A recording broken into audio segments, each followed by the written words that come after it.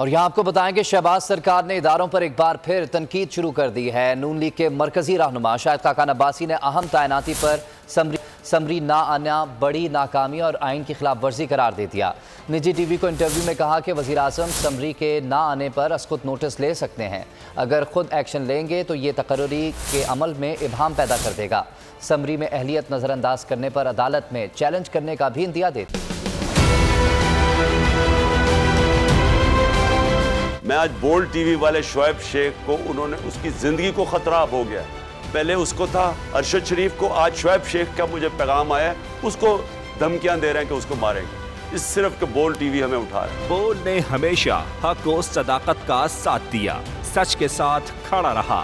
हम हैं मिसाल अब, मगर इस हवा से हम डर कर सिमट ही जाएंगे, ऐसे भी हमने। बड़ी मुश्किलात, बड़े बड़े चैलेंजेस, सिर्फ बोल खड़ा रहा, बोल डटा रहा।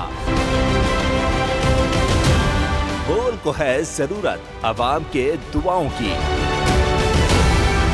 इज़हार आसाती के लिए, पाकिस्तान के लिए, पाकिस्तानी अवाम के लिए।